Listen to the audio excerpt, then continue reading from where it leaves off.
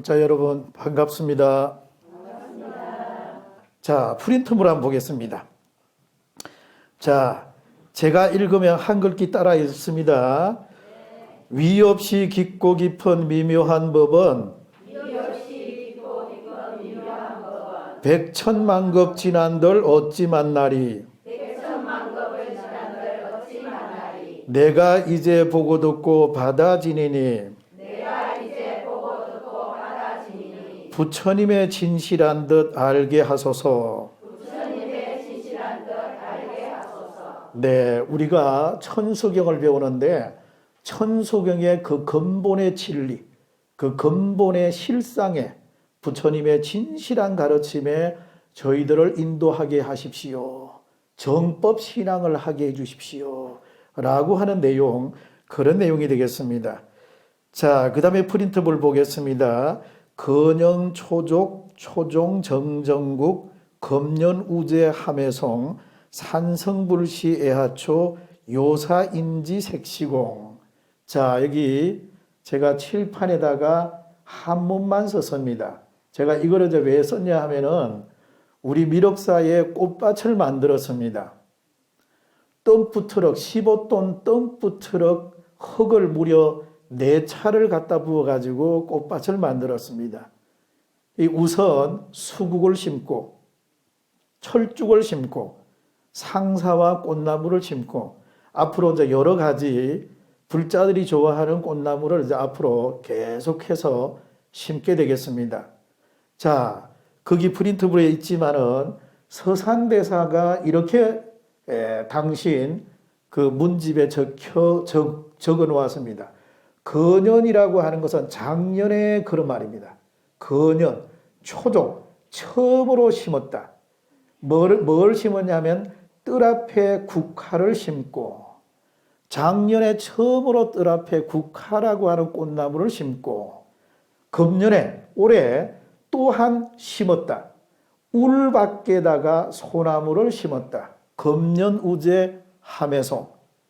자, 산성이 서산대사인 내가 불시애하초, 원래 화초를 좋아하는 것은 아니지만은 내가 원래 화초를 좋아하지 않는다. 근데 심은 이유가 뭐냐? 요사인지 색시공. 사람들로 하여금 색적 시공, 공적 시색이라고 하는 것을 알려주기 위해서다. 자, 멋있죠? 네. 여러분들이 통도사나 범어사나 해인사 큰 절에 가서 가만히 보면 원래 사찰에는 최근 사찰에는 정원이 원래 없어요. 정원이 없습니다. 원래 밋밋하고 아주 단조롭습니다. 정원이 왜 없느냐? 우리가 지난번에 일본 불교 성지순례 가봤지만은 일본 불교는 정원이 아주 좋습니다.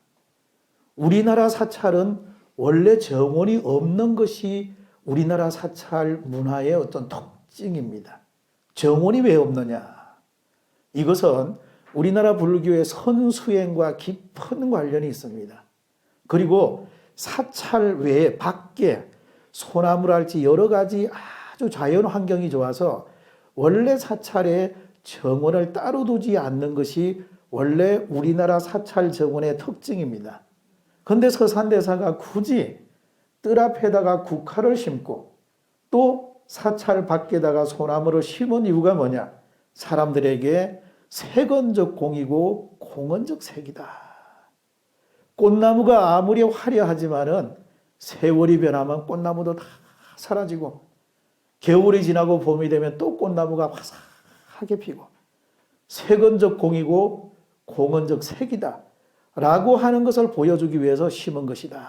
이렇게 지금 말을 하고 있습니다. 자, 프린트물에 있습니다. 제가 한번 읽으면 따라해서 해봅니다.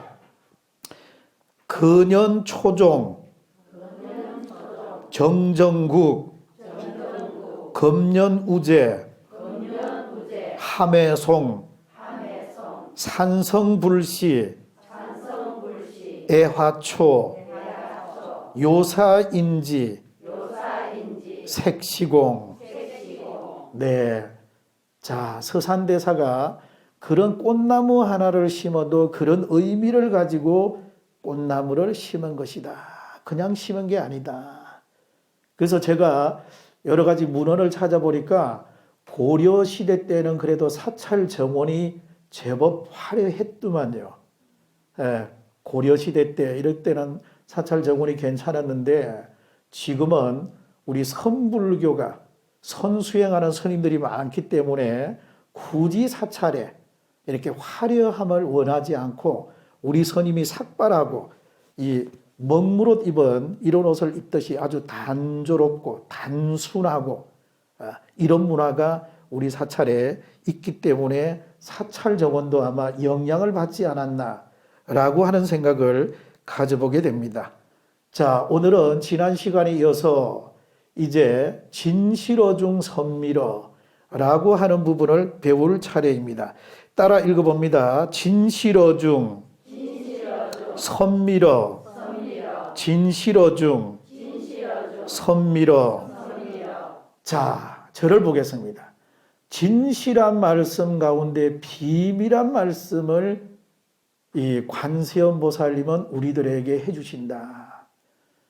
그래서 우리가 신묘장구 대다라니, 미러라고 하는 것은 신묘장구 대다라니를 미러라고 합니다. 그래서 제가 화엄경을 공부를 해보니 화엄경 경문에 진실이라고 하는 언어가 참 많이 나와요. 그래서 반야심경에도 진실불어라고 하는 내용이 나옵니다. 그래서 진실이라고 하는 이 언어가 바로 우리 불자님들이 꼭 가슴에 새겨야 될 그런 용어이다 라는 생각을 가져봅니다. 따라 읽어봅니다. 진실, 진실, 진실. 부처님 말씀 중에서 진실이라고 하는 이 언어가 이 대목이야말로 우리들이 소중하게 간직해야 될 부분이다. 그래서 진실한 말씀 가운데 비밀한 말씀을 들려주고 있다. 비밀한 말씀이 뭐냐 하면 신묘장구 대다라니를 미러라고 합니다. 비밀한 말씀이다 라고 하는 부분입니다. 그래서 천수경에 보면은 신묘장구 대다라니를 비롯해서 여러 가지 진언이 많이 나오게 됩니다. 그것을 미러라고 합니다. 미러. 따라 읽어봅니다. 미러, 미러, 미러. 네, 비밀한 말씀은 진언이기도 하고 다라니이기도 하고 이것을 다른 말로 만트라 또는 미러라고 그럽니다. 미러. 그래서 우리들에게 이렇게 비밀한 말씀, 다라니의 아주 그 속 깊은 내용을 우리들에게 전달해 주고 있습니다. 자, 우리가 신묘장구 대다라니를 우리가 예경하고 기도하고 독경하고 발언하고 또 이 다라니를 아주 우리가 지극하게 염송하지만은 이 미러라고 하는 이 말 속에는 또 어떤 내용이 있냐면은 우리는 현상을 바라봅니다. 현상을 바라보지 우리는 본질을 볼 줄 몰라요. 그 속에 감추어진 내용.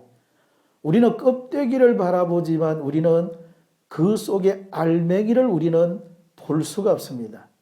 하드를 우리는 보지만 그 소프트를 우리는 관찰하지 못한다고요. 그래서 진실한 말씀 중에서 비밀한 말씀을 우리들에게 전해준다. 그 비밀한 말씀이 뭐냐? 그 속 내면의 실상을 우리는 알아야 되겠다. 그런 것을 알게 해달라라고 하는 것이 이 대목의 내용입니다.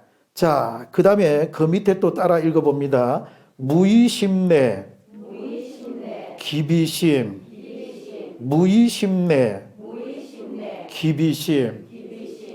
자, 무의심이라고 하는 게 뭐냐 하면은 무의라고 하는 것은 무엇을 하지 않는다.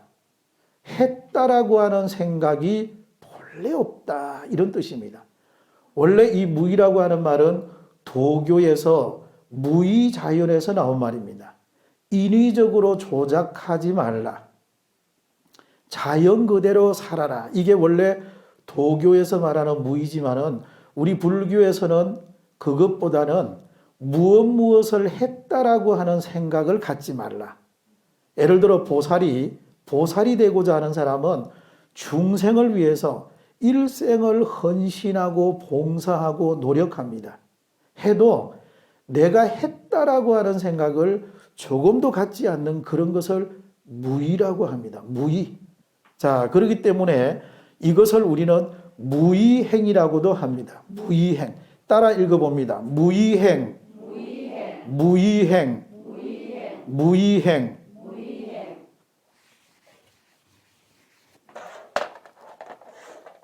자, 무의행이라고 하는 것은 내가 무슨 일을 해도 했다라고 하는 생각이 없이 행동하고 실천하는 것을 무의행이라고 합니다.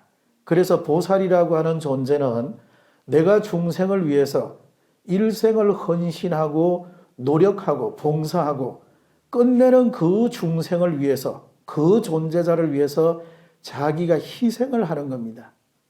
그래 해도 그 보살이 죽으면서 나는 그 중생을 위해서 내가 구제했다 라고 하는 생각을 조금도 갖지 않는 것, 이것이 바로 보살의 무의행의 완성입니다.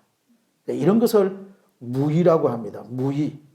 우리가 건강경 읽어보면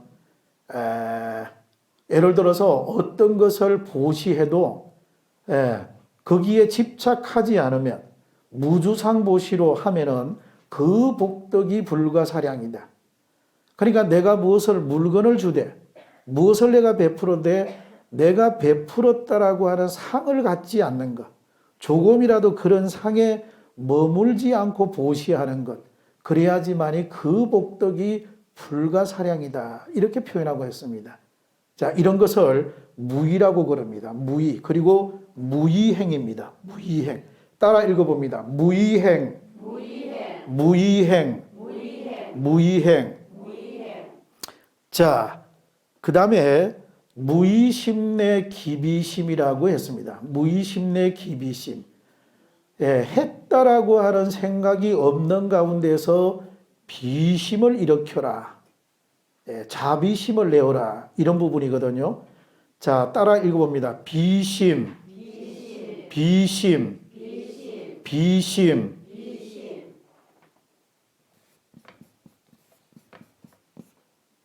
자, 여기 보면 제가 비심이라고 적었습니다. 비심. 자, 비심이 뭐냐면 위에는 아닐 비자입니다. 아니다. 밑에는 마음심자입니다.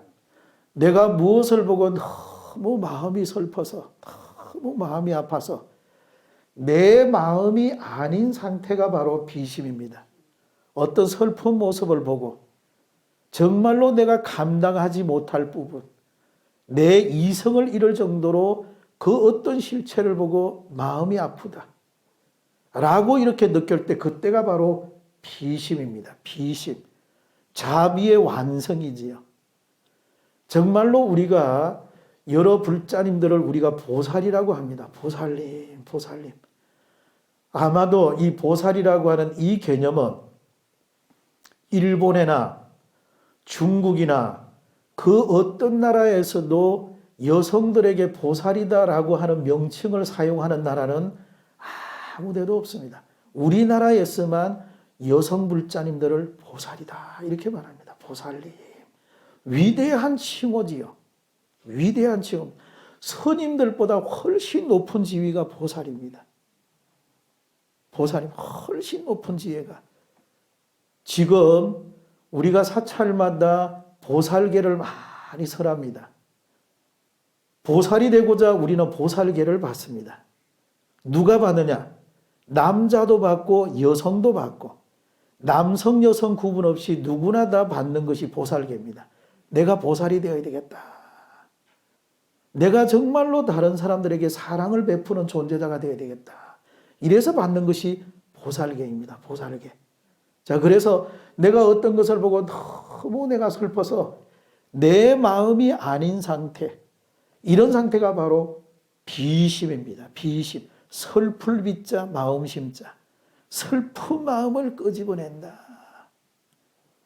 우리가 어찌 보면 살아가는 게 우리는 너무 내 자신이 이기적인 존재로 살아갑니다. 그렇지만 우리가 죽을 때 되면 다 허망해요. 허망해요. 예, 돌이켜놓고 보면 다 허망합니다. 그래서 부처님이나 관세음보살은 늘 우리들에게 비심을 일으켜라.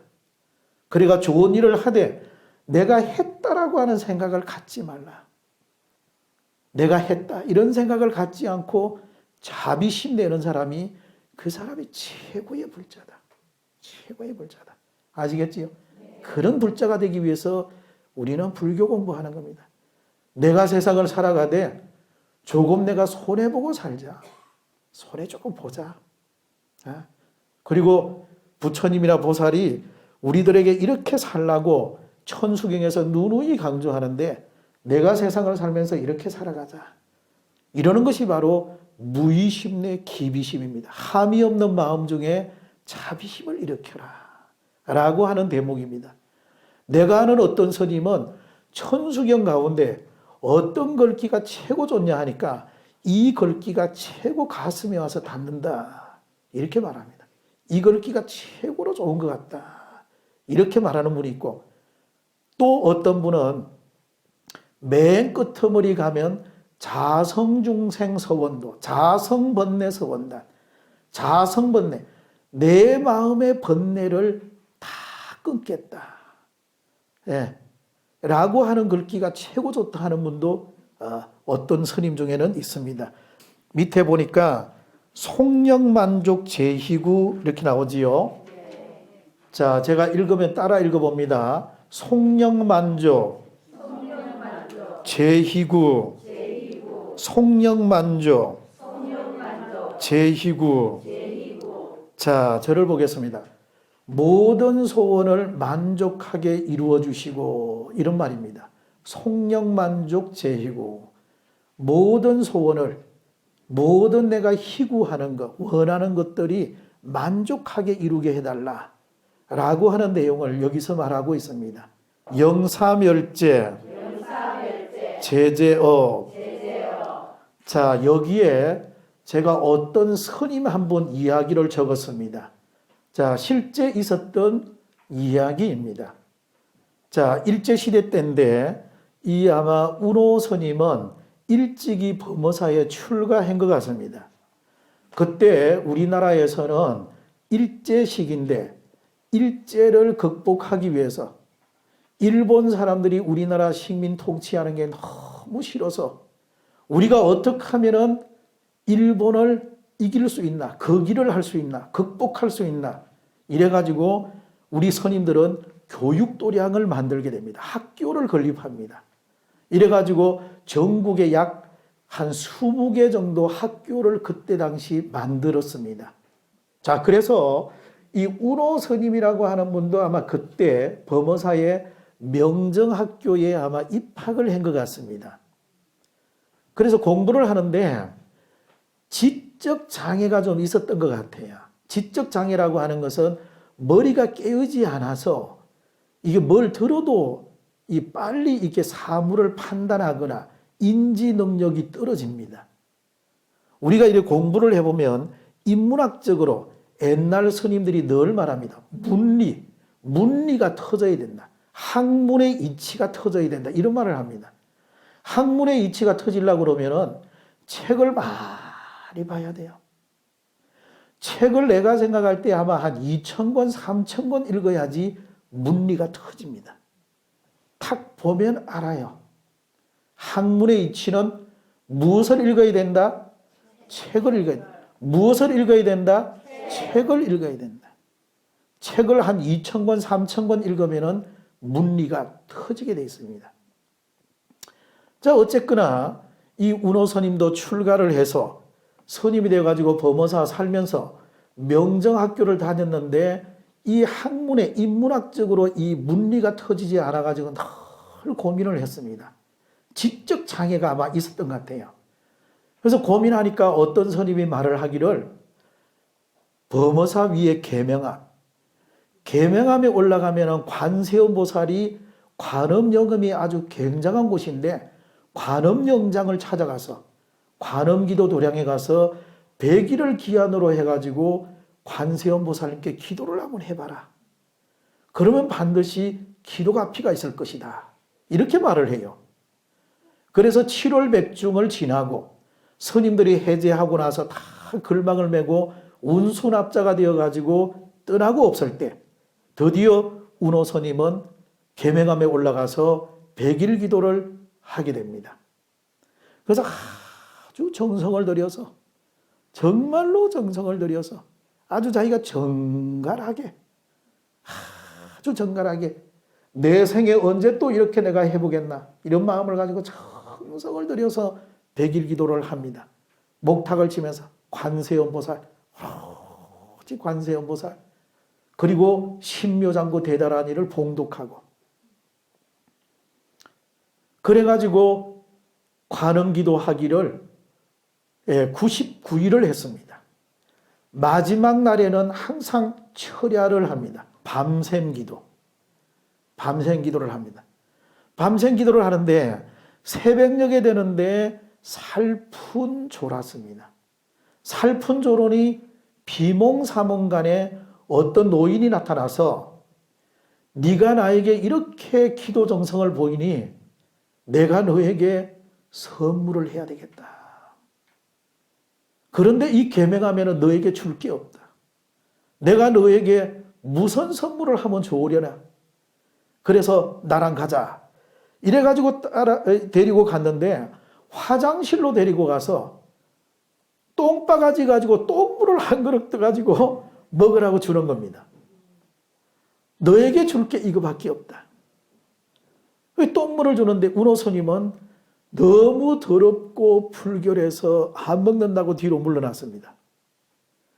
똥바가지 물을 마셔야 됩니까? 안 마셔야 됩니까? 마셔야 되지요. 마셔야 됩니다. 마셔야 됩니다. 그런데 안 먹는다고 뒤로 물러났습니다. 너무 불결해서. 그래가 깨보니까 꿈이에요.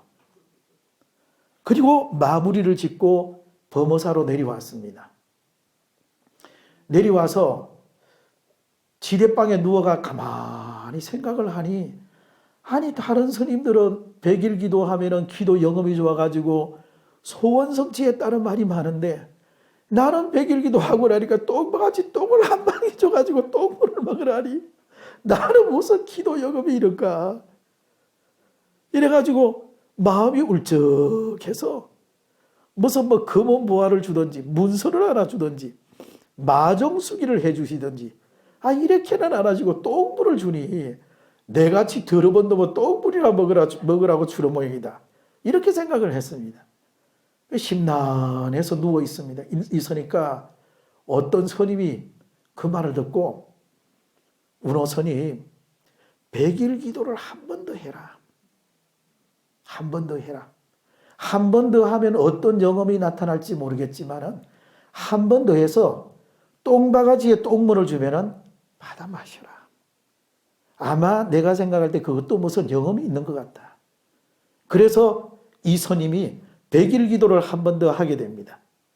그래서 원래 처음에 100일 기도는 음력으로 7월 보름에 시작해서 8월 보름, 9월 보름, 10월 보름이 돼가지고 마쳤고 이번에 두 번째 할 때는 11월 보름에 시작해서 12월 보름, 1월 보름, 2월 보름까지 쭉 하게 됩니다. 겨울에 얼마나 춥습니까? 그 음동설 안에 닭이물을 정성껏 길러가지고 갖다 붓고는 지극하게 기도합니다. 기도해서 역시 99일째 되는 날 또 철야 기도를 합니다. 기도를 해가지고 새벽녘에 되니 비몽사몽간에 비몽사몽 꿈도 아니고 현실도 아니고 꿈도 아니고 생시도 아닌 그런 비몽사몽간에 또 노인이 한번 떡 나타나서 나랑 가자. 나랑 가자. 내가 너에게 기도 정성에 내가 보답하겠다. 나랑 가자. 화장실로 데리고 가서 똥바가지 똥물을 한 바가지를 먹어가지고 또 주는 겁니다. 이거 먹어라. 꿈인데 주저주저 했습니다. 현실에는 먹으려고 했는데 꿈에는 주저주저 하다가 얼떨결에 그냥 받아 마셨습니다. 똥바가지 똥물을 받아 마셨어요. 마시니까 속이 편안하면서 개운한 거예요. 속이 아주 개운한 겁니다. 그러면서 머리가 아주 개운하고 이게 터지는 것 같아요. 딱 깨보니까 꿈입니다. 꿈. 그래가지고 백일기도 해양을 하고 그리고 나서 범어사에 내려왔습니다. 내려왔는데 그때부터 일문천호. 하나를 들으면 천개를 안다. 하나를 알면 천개를 깨우친다. 하나를 들으면 천개를 깨닫게 된다.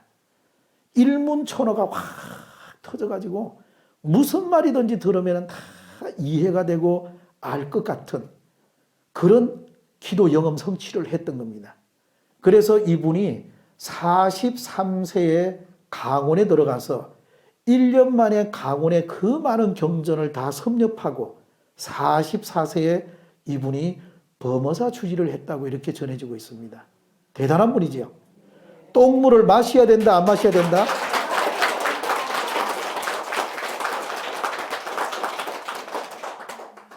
자, 이래가지고, 자, 영원히 모든 죄업을 소멸하게 해 주십시오. 라고 하는 내용입니다. 자, 그 다음에 제가 읽으면 또 따라 읽어봅니다. 철룡중성, 동자호, 철룡중성, 동자호.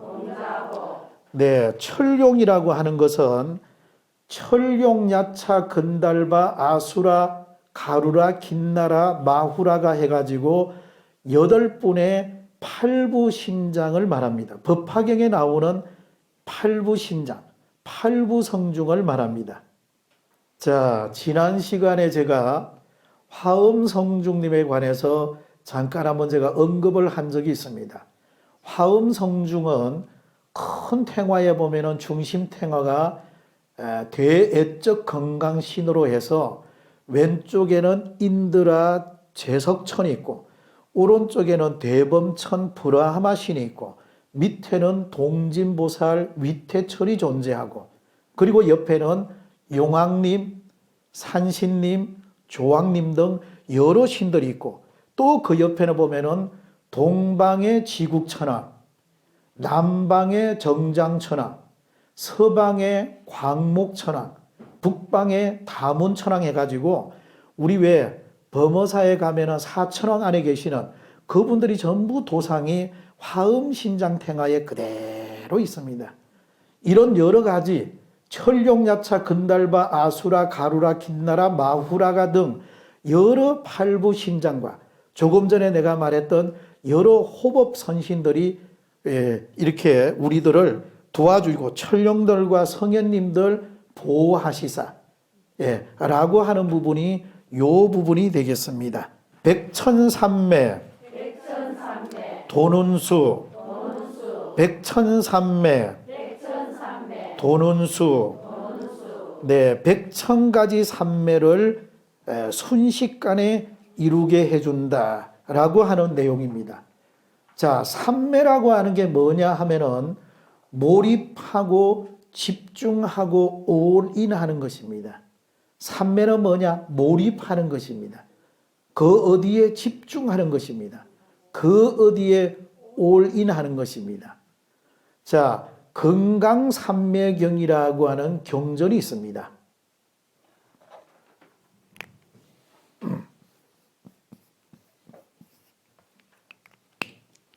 자, 따라 읽어볼까요? 건강삼매경, 건강삼매경, 건강삼매경. 네, 이 경전은 우리나라의 원효대사가 저술했다. 이렇게 지금 회자가 되고 있는데 정확하게는 모르겠습니다. 학자들 간의 의견이 분분합니다.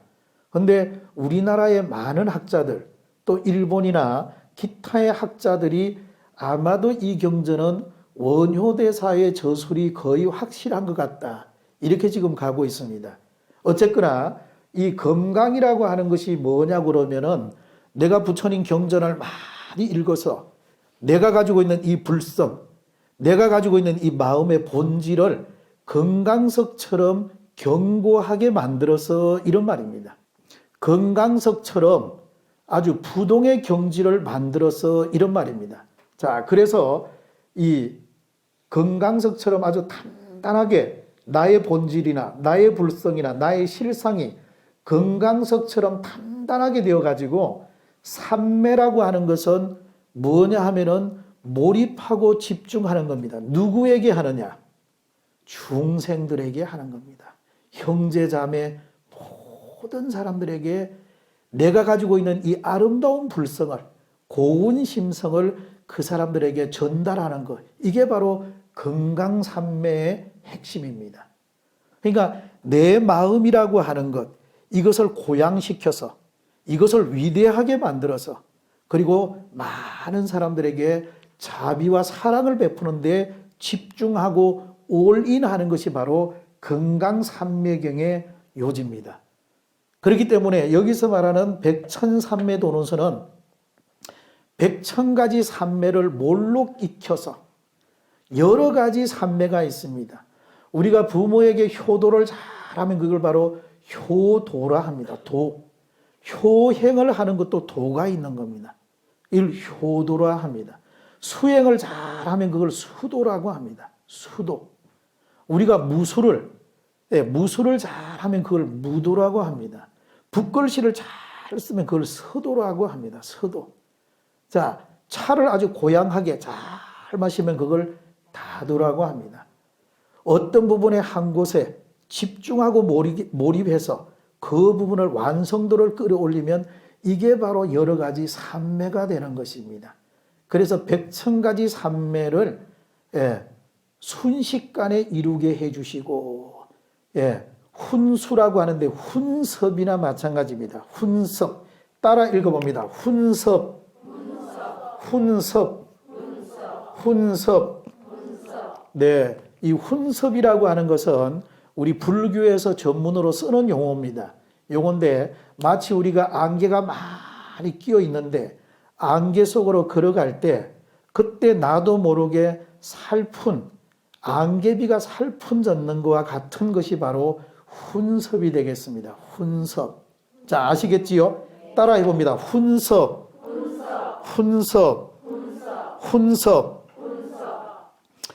자, 그 다음에 그 밑에 제가 읽으면 따라 읽어봅니다. 수지심시, 광명당, 수지심시, 신통장. 자, 이 다란이 가진 몸이 광명의 깃발이요, 이 다란이 가진 마음 신통의 곡간이다. 이렇게 표현하고 있습니다. 이 다란이가 뭐냐면 신묘장구 대다란이를 말합니다. 신묘장구 대다란이를 내가 수지하면 내 몸이 바로 광명의 깃발이 되고 내 마음이 바로 신통의 곡간이 된다. 이렇게 말하고 있습니다. 자, 거기에 보면 내가 또 이 부분에 대해서 어떤 이야기를 내가 밑에 하나 적어 놓았습니다. 이 내용은 이야기는 이렇습니다. 제가 잘 아는 어떤 스님이 어느 날 저를 찾아왔습니다. 찾아와서 부산의 대연동에 가면은 군수사령부가 있다. 이렇게 말을 합니다. 거기 가면 자기가 잘 알고 있는 김장군이라고 하는 분이 지금 근무하는데 나랑 거기 한번 가보자. 이러더라고요. 자, 그래가지고 제가 그 스님을 따라서 갔습니다. 김장군 그분이 계시는 집무실에 들어가니까 옆에 그 장교가 아주 우리 스님들이 오셨다고 이 녹차를 아주 정갈하게 끓여가지고 가져왔습니다. 그래 녹차를 이제 한 잔을 하면서 여러 가지 이제 덕담을 나누었는데 그분이 옛날에 중부정선에서 사단장으로 계실 때 아마 사찰의 법당을 몇 개를 아마 지은 것 같아요. 그 인연으로 그 스님이 강원도 스님이거든요. 그 인연으로 그 장군하고 이 스님하고 아마 굉장히 아마 친분 관계를 맺었던 것 같습니다. 그래서 제가 차를 마시면서 그분에게 제가 이런 질문을 했습니다. 장군님, 군에서 현직에 근무하다 보면은 크고 작은 여러 가지 문제가 좀 있을 것 같은데, 어려움도 발생할 것 같은데, 굉장히 어려울 때 기도를 해본 적이 있습니까? 내가 이렇게 물었습니다. 그러니 그 장군이 나를 이래 보더만은 나는 불보살님에게 큰 은혜를 받은 사람입니다. 내가 크게 가피를 입었습니다. 자기가 강원도 속초의 연대장으로 있을 때 건봉사 뒤에 이 건강산입니다. 그쪽을 자기가 관리하고 연대장으로 있을 때 한 번은 자기가 차를 타고 원주를 향해서 가고 있는데 군부대에서 급히 전화가 왔습니다. 연대장님, 큰일 났습니다. 큰일 났습니다. 무슨 일이냐 하니까 북한 쪽 건강산을 바로 넘으면 북한하고 바로 북쪽하고 바로 거기 인접해 있답니다. 그래서 동쪽에서 서쪽으로 북한 쪽에서 우리 쪽으로 바람이 아주 강풍이 부는데 북쪽 사람들이 아마 불을 질러서 우리를 위험에 빠뜨리려고 불을 지른 것 같습니다. 불길이 맹렬하게 지금 타고 이리 들어오고 있습니다. 어찌하면 좋겠습니까? 이렇게 긴급 전화가 왔습니다. 기다리라. 내가 지시할 때까지 꼼짝하지 말고 기다리라. 내가 엄명을 내리겠다. 이래놓고는 차를 몰고 가다가 옆에 세워놓고는 탁 운전대를 붙들고 기도를 했다고 합니다. 자기가 불현듯 생각하기를 관세음보살 보문품을 읽어보니 불에 들어가도 관세음보살 명호를 불러라. 물에 들어가도 관세음보살 명호 불러라. 바람이 불어도 관세음보살 명호 불러라. 귀신을 만나도 명호를 불러라. 감옥에 들어가도 명호 불러라. 위험에도 불러라. 그리고 도적을 만나도 관세음보살 명호 불러라. 7가지 어려움이 있더라도 내 이름을 부르면 내가 능히 구제해 주리라. 위험해도 불러라. 바람이 불어도 불러라. 불이 나도 불러라. 자기가 이런 생각을 가지고 부처님이시여 관세음보살이시여 당신의 위실력으로 을지부대가 아무런 무장무예하게 무탈하게 되게 해주십시오. 관세음보살님 당신의 은혜와 당신의 사랑과 당신의 축복을 내려주십시오 하면서 탁하니 기도를 했대요. 얼마나 자기가 거기 몰입을 했는지 얼마나 자기가 거기서 정성을 기울였는지 깜빡했는데 1시간이 지나갔답니다. 일념적시 무량감. 얼마나 간절했으면 일념적시 그냥 딱 가버렸답니다. 전화가 오더래요. 받아보니까 연대장님 이제는 바람이 서쪽에서 동쪽으로 불고 있습니다는 거야. 거꾸로 바람이 거꾸로 서쪽에서 동쪽으로 분다는 거예요. 그러면서 조금 전부터 구름이 모여가지고 비가 내려가지고 불이 다 꺼졌다는 거야. 자, 박수 한번 쳐야 되는 거야.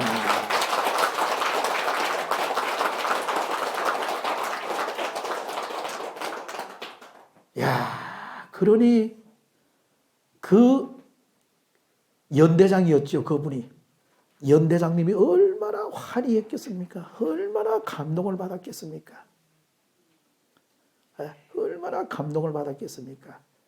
만약에 을지부대가, 그 부대의 이름이 을지부대입니다. 을지부대가 화재로 인해 가지고 소실이 됐다면 이분은 성성장구할 수가 없습니다. 자절을 해야 됩니다. 그런데 자기가 장군이 되기까지 불보살님의 은혜가, 불보살님의 가피가 자기를 지금까지 이 자리에 있게 해줬기 때문에 저는 관세음보살님 부처님 가피를 저는 잊을 수가 없습니다. 이런 말을 하더라고요. 내가 그 말을 듣고 깜짝 놀랐습니다. 제가 읽으면 따라 읽어봅니다. 세척진로 원제해 초정보리 방평문 네, 모든 번뇌 씻어내고 고해 벗어나 보리도의 큰 방편문을 얻게 하소서. 자, 그 다음에 또 한 장 넘겨봅니다. 자, 중간에 제가 읽으면 따라 읽어봅니다. 아금칭송서기의 소원종심 실원만 네, 모든 번뇌 씻어내고 고해 벗어나 보리도의 방편문을 얻게 하소서. 제가 이제 칭송하고 기의하오니 원하는 바 모든 소원을 이루게 해 주십시오 라고 하는 이런 내용으로 되어 있습니다. 자, 오늘 배운 부분을 우리가 요약을 한번 해보겠습니다. 간단하게 요약하면 이렇습니다. 진실한 말씀 가운데 비밀한 말씀을 설해 주시고, 함이 없는 마음 중에서 자비심을 일으키시고, 함이 없는 마음 중에 자비심 내어 모든 소원을 만족하게 이루어 주시고, 모든 죄업 영원히 멸해 주소서. 천령들과 성현님들 보호하시어 백천삼매 순식간에 이루게 하니, 이달하니 가지 몸이 광명의 깃발이 되고, 이달하니 가지 마음이 힘통의 곡간이 되어 모든 번뇌 시천내고 고에 벗어나 큰 지혜 보리도의 방편문을 얻게 하소서. 제가 이제 칭송하고 기하오니 원하는 바 모든 소원 이루게 해 주십시오. 라고 하는 부분까지입니다. 자, 맨 마지막 장, 자, 열반경 말씀 우리 같이 읽으면서 오늘 강의 마치도록 하겠습니다. 자, 시작. 자주 모여 경전을 강의 독송하고 서로 화합하여 배우고 일깨워라. 교법과 계율을 배워 지니고 연마하여 생활을 검소하게 하라. 나의 가르침대로 서로 아끼고 사랑하며 나의 뜻에 따라 후학을 가르쳐라. 언제나 나의 참뜻을 사유엄미하면 나의 가르침은 언제나 쇠퇴하지 않으리라. 열반경의 부처님 말씀. 자, 오늘 강의 여기까지 하겠습니다. 자, 감사합니다. 성불하십시오.